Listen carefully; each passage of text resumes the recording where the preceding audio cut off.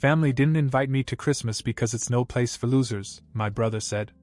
I calmly agreed and stopped funding his children and wife. Now he's going crazy. I was actually looking forward to Christmas this year. For once, I wasn't scrambling at the last minute to get everything together. By the first week of December, I'd bought presents for everyone: my parents, my brother Jacob, his wife Kelly, their kids. I even bought extra, just in case anyone brought unexpected guests. I don't know, I just felt like this year was going to be good. So I was completely blindsided when, as I stood on my parents' front porch with a bag of wrapped presents in each hand, my mom opened the door and said, "We don't want you here this year." At first I thought it was some kind of weird joke. I started to laugh a little, but then Jacob's voice cut in from behind her. "This is no place for losers," he said. "You're really starting to wear on all of us." I just stood there, staring at her. My dad was in the background, not saying a word, just looking awkwardly everywhere but at me. My mom looked uncomfortable, but didn't back away. And Jacob? Jacob looked downright smug. I felt this onslaught of emotions: confusion, anger, embarrassment, but somehow I stayed calm. I just nodded, said, "Fine if that's how you feel," and walked back to my car. But as I sat there in the driveway, staring at the bags of presents in the passenger seat, something inside me changed. No place for losers? Tired of me? Where was this coming from? I had a pretty good idea Jacob was behind it, but I couldn't figure out why. I'd been nothing but generous to him and his family over the years. I'd helped pay for his kids' school supplies, covered their summer camp fees, even pitched in on his mortgage when things got tight. And now, out of the blue, I'm not welcome at Christmas. I decided I wasn't going to leave just yet. I was going back to the door to get some answers. I left the presents in the car and went back to the door. My parents were still standing there, whispering to each other as if they hadn't expected me back. Jacob was lounging on the couch, scrolling through his phone, acting as if nothing had just happened. I didn't bother to knock. "What's going on?" I asked, stepping inside. "Why am I not welcome at Christmas? What did I do?" Jacob grinned without even looking up from his phone. "You really don't get it, do you? You've been slacking off lately. The kids have barely gotten anything from you this year." I stared at him, stunned. "What are you talking about? I've spent hundreds on presents for your kids. They have more presents in the car than anyone else."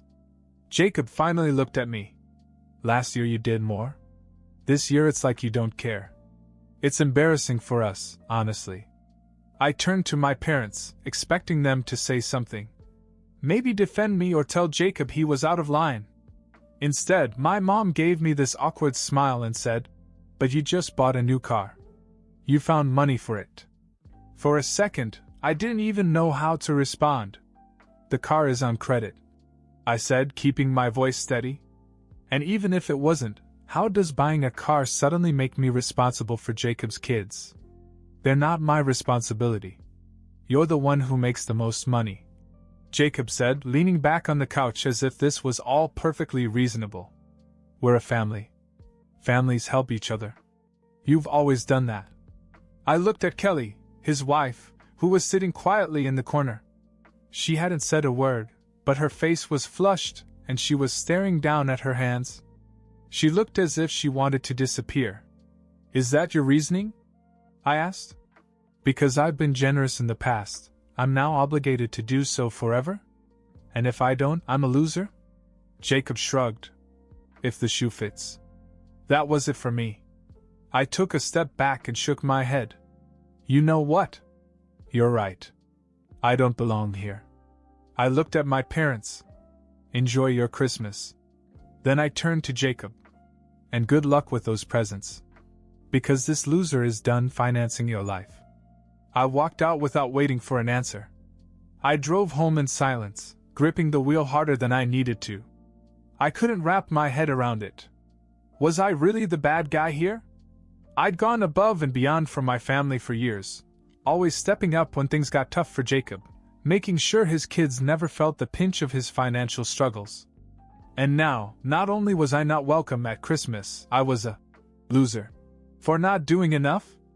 When I got home, I sat in the driveway for a while, staring at nothing. The bag of presents was still in the car, and the sight of them made me sick to my stomach. I'd spent weeks picking out just the right things, thinking about what the kids would love, what my parents would appreciate. And for what? To be told I didn't belong? The more I thought about it, the clearer it became. This wasn't just about Christmas or presents. This had been building for years, and I'd been too blind or maybe too willing to see it. The truth was, I'd always been the one Jacob leaned on. When he and Kelly were first married, they got off to a rocky start financially. He wasn't great at holding down a steady job, and Kelly's part-time work barely covered the basics. I'd stepped in to help, thinking it would just be for a little while. A couple hundred here, a couple hundred there. I helped with rent once when they were facing eviction, then later with daycare when their second child was born. But a little while turned into years. Every time Jacob hit a rough patch, the first thing he did was call me. And to be honest, I always said yes. Not because I had to, but because I cared about his children. I didn't want them to go without, and I didn't want to see my brother and his family struggle. Looking back now, I realized that I'd created this dynamic. I made it too easy for Jacob to rely on me, and somewhere along the way, it stopped being gratitude and turned into entitlement. And tonight, being shut out of my own family's Christmas because I didn't do enough. That was the breaking point. The next morning I woke up with a clearer head and made a decision. I was done. No more bailing Jacob out. No more endless gifts to make up for his lack of effort. If he wanted his kids to have the things I'd provided, he could figure it out for himself. It wasn't an easy decision. Cutting off my brother didn't just mean cutting off financial support, it meant risking my relationship with him, with his children, and maybe even with my parents. But I couldn't go on being treated like an ATM instead of a brother and a son. I didn't reach out to anyone, and they didn't reach out to me. I thought maybe they got the message. But I should have known Jacob wouldn't let it go that easily. The silence stretched through New Year's Eve. No phone calls, no texts, nothing. I didn't hear from my parents, Jacob, or even Kelly. For the first time in years, I spent the holidays completely alone. It wasn't that I expected them to reach out, but it was a different feeling when midnight came and went and my phone remained silent. I won't lie, part of me thought about calling. But every time I picked up the phone, I remembered Jacob's smirk, his words. No place for losers. I'd been the one holding things together for years, and they had the audacity to treat me like I was disposable? No. If they wanted distance, I'd give it to them. By mid-January, I began to feel the change. Kelly had always been quiet, the kind of person who avoided conflict. But one night I got a text from her, out of the blue. It was short and to the point. I just wanted to say I'm sorry. I don't agree with what happened. Jacob won't hear it from me, but I thought you should know. I sat staring at my phone for a long time, not sure how to respond. On the one hand, it felt good to know that someone in the family saw things for what they were. On the other hand, Kelly had been silent that night, and her apology now felt like too little, too late. I finally replied, I appreciate it, Kelly. But this isn't something I can just move on from. She didn't push the conversation further, and that was fine with me. Then, in early February, Jacob showed up at my house unannounced. I was in the middle of a work meeting when I heard the knock on the door. I wasn't expecting anyone, so I ignored it at first. But the knocking didn't stop. When I finally opened the door, there he was, Jacob, looking more disheveled and frustrated than I'd ever seen him. We need to talk, he said, stepping inside before I could stop him. I crossed my arms. What's this about? He got right to the point. You need to stop acting like this and start helping out again. I laughed, not because it was funny, but because I couldn't believe he meant it. Helping out? You mean pay for your life? I told you I'm done with that. He glared at me. You're the one with the money. Do you know how hard it's been for us since you decided to act like this? The kids barely have what they need. Kelly's trying to keep it together, but we can't do it without your help. I couldn't believe what I was hearing. Are you listening to yourself right now? You're a grown man, Jacob. You have a wife and children. If you need more money, go out and earn it. It's not my job to solve your problems. You've always helped before. He shot back. Why are you being so selfish now? Selfish? I repeated. You want to talk about being selfish? Let's talk about how you lied to our parents about me, turned them against me, and then banned me from Christmas because I didn't spend enough on your kids. And now you're here asking for more? You've got some nerve, Jacob. He started to say something else, but I held up a hand to stop him. We're done here. I'm not giving you another dime, and I don't want to hear from you again until you figure out how to act like an adult. He stood there for a moment, glaring at me, before finally storming out. After Jacob stormed out, I thought that would be the end of it for a while. He'd sulk, maybe complain to my parents, but eventually he'd figure out I wasn't going to back down. I was wrong. 2 days later, I got a call from a number I didn't recognize. Normally, I wouldn't have answered, but something told me to pick up. Hello? Is this Michael? A man's voice asked. Yeah, who's this? This is Mark Dawson. I'm a lawyer. I represent a client who has recently expressed concern about certain financial matters involving your family. Do you have a moment to discuss them? I froze. A lawyer? What financial matters? I can't go into detail over the phone, he said, his tone overly polite. But it involves financial contributions you've made to your brother, Jacob, and his family. Specifically, your use of those contributions. Would you be willing to come to my office for a discussion? I didn't know what to say. My mind was racing with possibilities, none of them good. Had Jacob taken out a loan in my name? Was he using my information for something shady? Or was this a desperate attempt to guilt me into giving him money again? Who's your client? I finally asked. There was a brief pause. I'm afraid I can't disclose that right now. But I assure you, this is not a lawsuit against you. It's more an investigation. Against my better judgment, I agreed to a meeting. Curiosity got the better of me, and I couldn't shake the feeling that there was more to this than just Jacob being himself. When I walked into Mark Dawson's office the next day, I wasn't sure what to expect. But as soon as I sat down, he dropped a bombshell. The client I'm representing is Kelly, he said, pushing a folder across the desk toward me. I blinked, taken completely by surprise. Kelly? Why would she need a lawyer? Mark folded his hands and watched me closely. She thinks Jacob's been using the money you've given him over the years inappropriately. She has reason to believe he's been hiding money from her and from you. My stomach turned. Hiding money? What do you mean? He opened the folder, revealing copies of bank statements, receipts, and what looked like screenshots of text messages. She suspects that Jacob has been taking your financial contributions and funneling them into a separate account. Based on what she found, he may have been using the money for gambling and other personal expenses instead of supporting his family. I stared at the documents in disbelief. You're saying all those times I helped him with bills, with his kids' school stuff, that money never went to them? Mark nodded solemnly. It seems that way.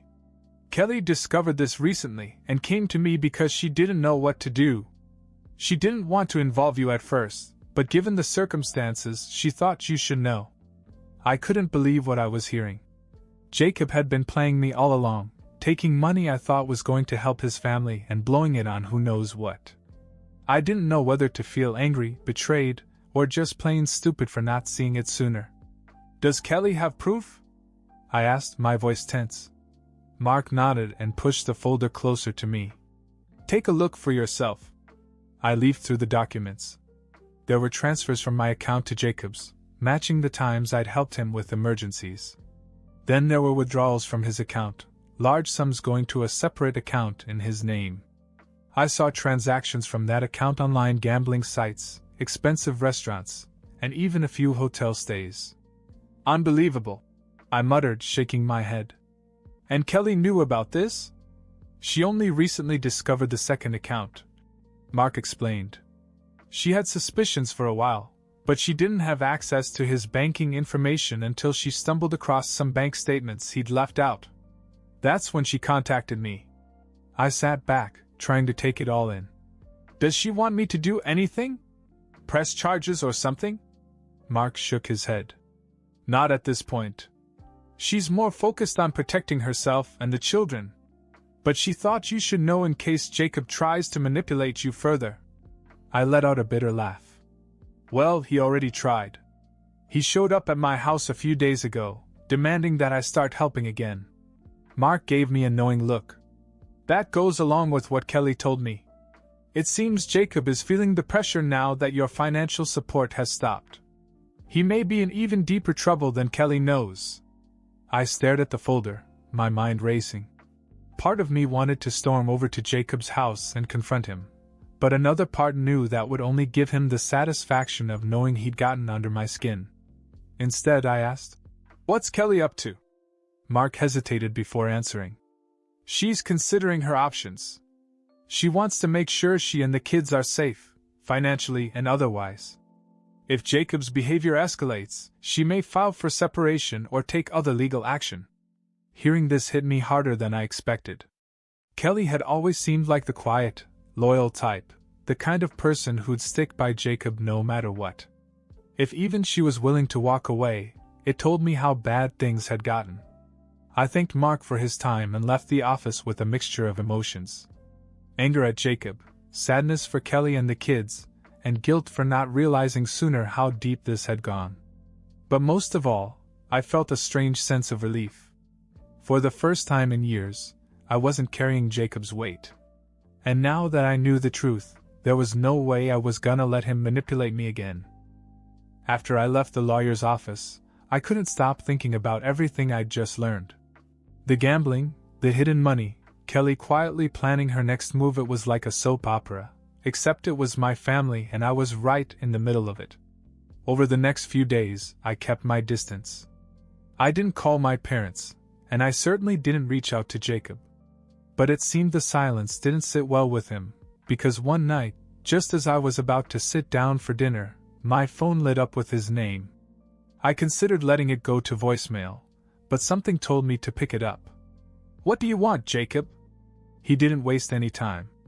"We need to talk." His voice was strained, almost desperate. "You said something to Kelly, didn't you?"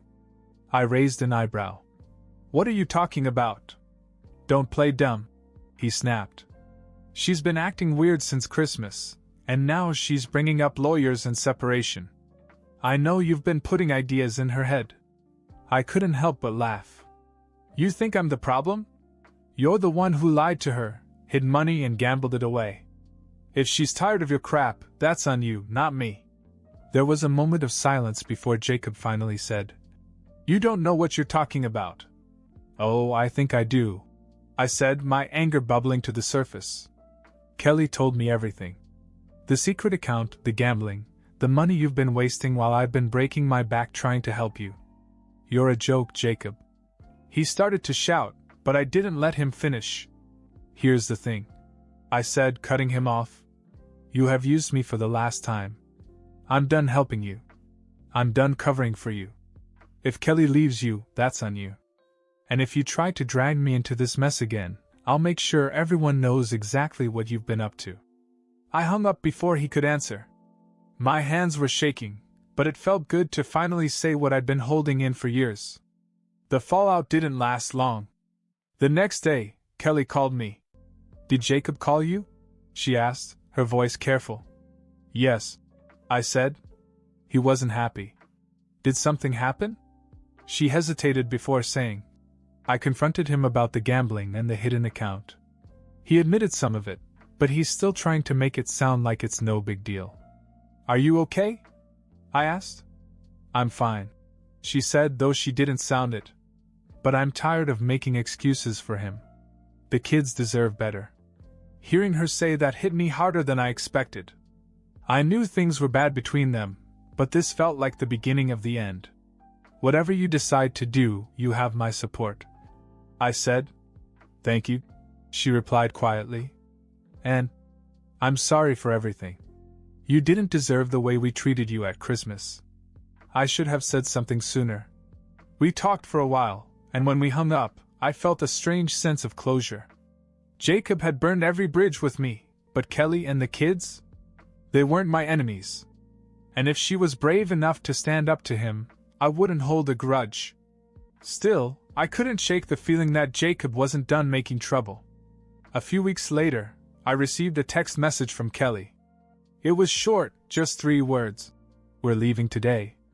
I called her immediately, and she explained that she and the kids were moving to another state, while Jacob was out of town on a business trip, which I assumed was just another excuse for gambling. She packed up their things, hired a moving van, and left. She didn't want him to know where they were going, at least not until she had everything sorted out legally. "I just couldn't stay any longer," she said quietly. "I can't keep pretending this is normal." "What about the rent and everything?" I asked, genuinely curious as to how she was doing it. There was a pause before she admitted. "I was hoping you could help me with that just for a little while." "I hate to ask, but dash." "Say no more," I interrupted. "I'll cover it." "So, yeah?" I ended up helping her and the kids, but for the first time in years, it didn't feel like I was being used. It felt like I was finally doing the right thing. Jacob, as expected, went completely crazy when he got back and found the house empty. He called me, ranting and raving about how I'd turned Kelly against him and ruined his life. I let him vent for a while before saying, "Maybe if you spent less time gambling and more time being a husband and father, this wouldn't have happened. But hey, good luck with that." Then I hung up. Kelly is doing well now. She's found a steady job, the kids are settling into their new school, and she's finally starting to feel like she's back in control of her life. As for Jacob, I hear he's still blaming everyone but himself, but honestly, it's not my problem anymore. So there's your happy ending, if you can call it that.